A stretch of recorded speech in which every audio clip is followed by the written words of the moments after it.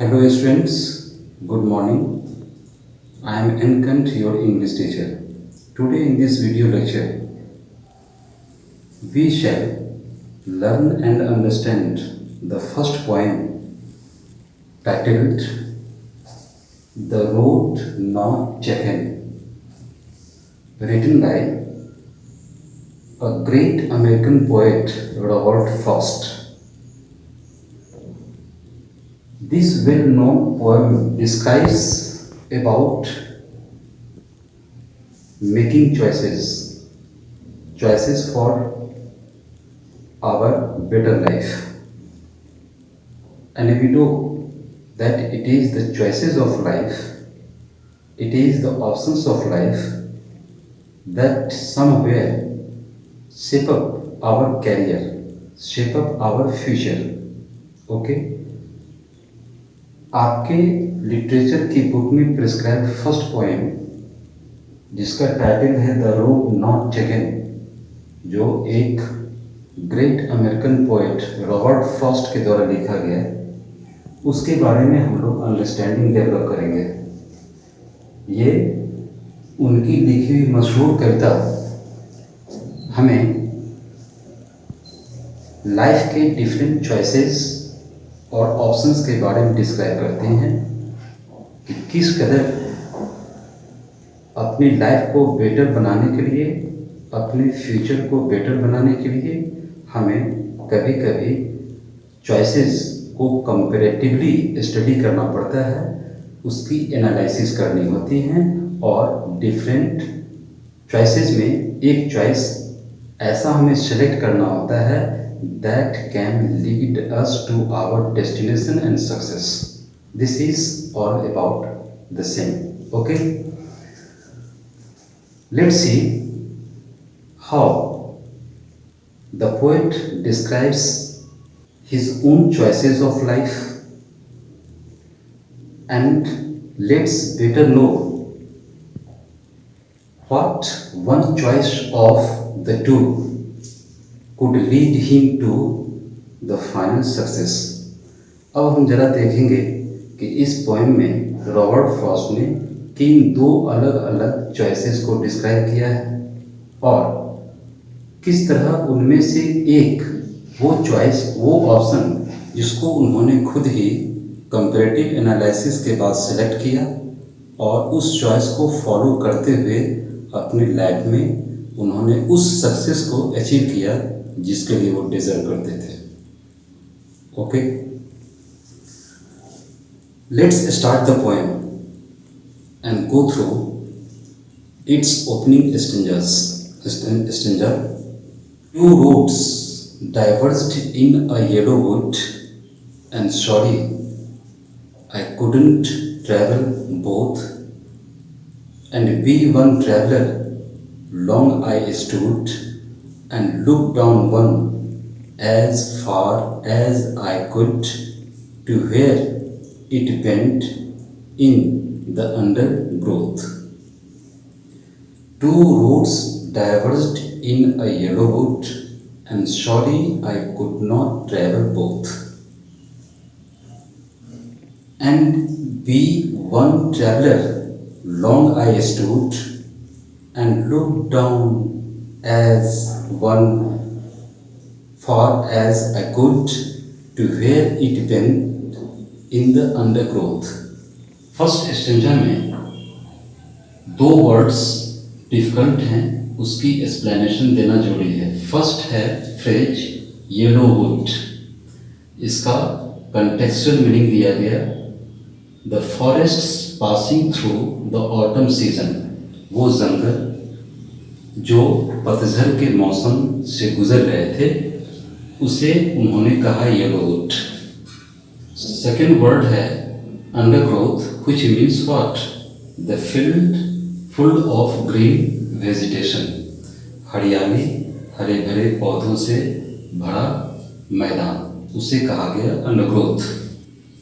Once the poet Robert Frost was traveling, riding on his horse to some places of nature. While traveling, he, however, came near a fork, a point where from the same road diverges into two directions. Okay, this point is called what? Fork. एक बार poet अपने घोड़े पे सवार प्रकृति में घूम रहे थे, कहीं जा रहे थे।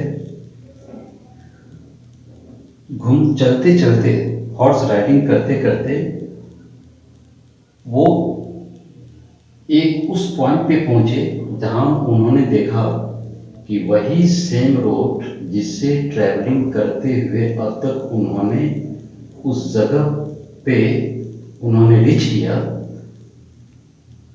उस आगे वही सेम रोड दो डायरेक्शंस में डाइवर्ज करती है, दो डायरेक्शंस में डाइवर्ज करती हैं। और जिस पॉइंट से सेम रोड दो डायरेक्शन में डाइवर्ज करती हो उसे कहा जाता है फॉर्क। ओके, फॉर्क यहाँ एक मेटाफोरिकल कंपैरिजन है, ये ट्रीज में भी होता है। ओके,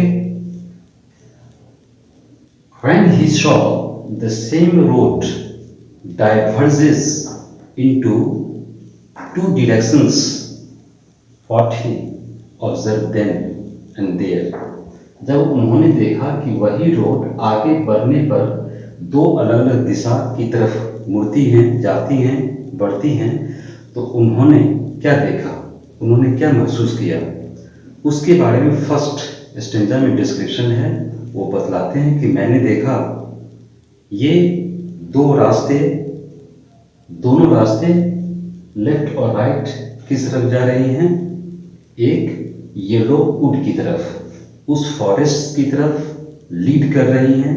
ये दोनों डाइवर्स्ड रोड जो फॉरेस्ट किस सीजन से गुजर रही थी, ऑटम सीजन से। ओके, और वो आगे के लाइन में कहते हैं and sorry I could not travel both. और ये नेचुरल है कि एक ही समय एक ट्रैवलर, एक पासर बाय दो रोड्स को सिमल्टेनियसली ट्रैवल नहीं कर सकता। सो उन्होंने कहा being the traveller sorry I had the great regret for the fact that I couldn't travel both the routes at the same day, at the same moment and the same day।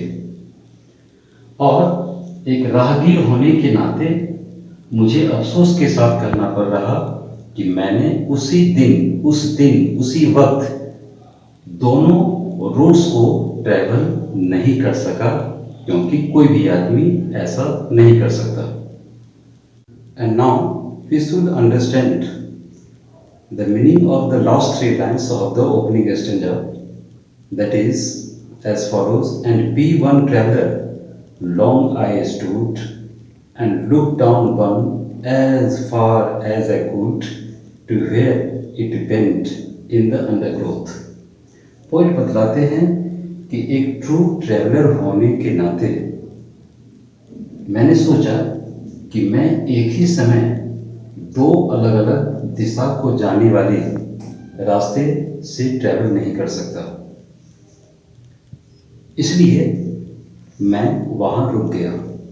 I stood for long and observed about and observed the nature of the two different roads leading themselves into two different directions।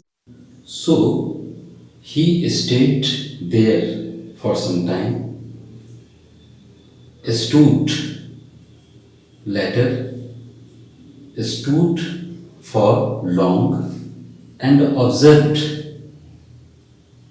the physical differences between those two roads leading themselves into two different directions।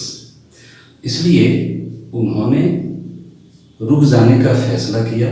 वहाँ वो कुछ दूर रुक गए, ठहर गए, और बहुत देर तक उन्होंने दो दिशाओं की तरफ जाने वाली दो अलग अलग रोड्स में जो फिजिकल डिफरेंसेस थे उसको उन्होंने ऑब्जर्व किया। ओके, क्या पाया आगे के लाइन, और उन्होंने ऑब्जर्वेशन में महसूस किया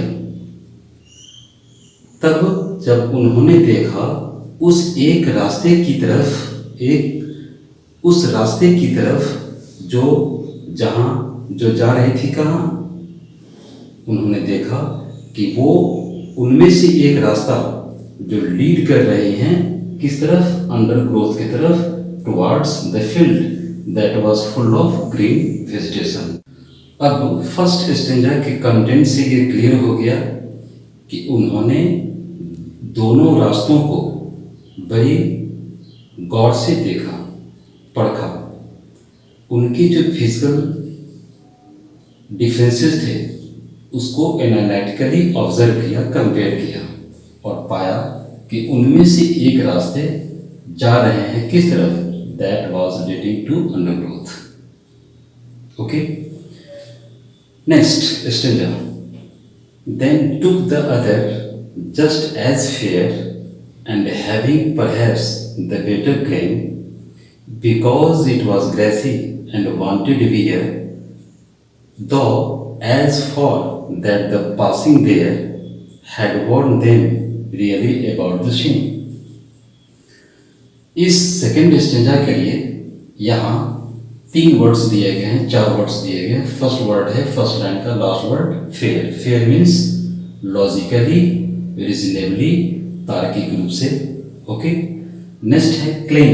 claim means prospects, better hopes from future. जब हम भविष्य से कोई अच्छी आशा उम्मीद करते हैं तो उसे कहते हैं प्रॉस्पेक्ट्स। यहाँ उसी प्रॉस्पेक्ट्स का साइनोनिमस वर्ड पोएट ने यूज किया, क्लेम। नेक्स्ट वर्ड है wanted.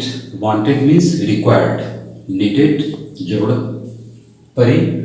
Wear, wear means use by travellers. Okay, इस सेकेंड स्टेंजा में पोएट बड़ी सिंपल लैंग्वेज को इस्तेमाल करते हुए बतलाते हैं कि जब फर्स्ट रोड को मैंने देखा अंडर ग्रोथ की तरफ लीड करते हुए, उसके कुछ देर बाद मैंने सेकेंड रोड को भी देखा। Then he looked towards the second road also as fairly, as logically, as reasonably as possible for him। और सेकेंड रोड को बड़ी गौर से, बड़ी तार्किक रूप से, बड़े बौद्धिकता के साथ उन्होंने देखा, जानने की, समझने की कोशिश की। And having perhaps the better claim because it was grassy and wanted wear। और जब सेकेंड रोड को उन्होंने माइन्यूटली ऑब्जर्व किया, लॉजिकली, रीजनेबली समझने की कोशिश किया, तो उन्हें लगा कि the second road has got perhaps the better claims, the better prospects of future success in his life. जब सेकेंड रोड को उन्होंने देखा तो महसूस किया कि इस सेकेंड रोड से अगर वो आगे बढ़ें, अपनी यात्रा को कंटिन्यू करें, तो शायद उनके लाइफ में फ्यूचर से रिलेटेड बेटर होप्स, सक्सेस के मिलेंगे। भविष्य की सफलताओं की ज़्यादा उम्मीदें उन्हें महसूस हुई। किस रोड से? फर्स्ट रोड से नहीं, सेकेंड रोड से। Now let's know why did the poet make such a conclusion. Poet ने ऐसा कंक्लूजन क्यों ड्रॉ किया कि the second road had got more prospects of being successful in his future life। उन्होंने क्यों महसूस किया? जवाब, because it was grassy and wanted wear। उन्होंने देखा कि ये जो सेकेंड रोड है वो कंप्लीटली ग्रेसी है, उसमें पूरी तौर से यहाँ से वहाँ तक घास फैली हुई है, और यानी the second road was full of green plants, taller trees and greenery all around।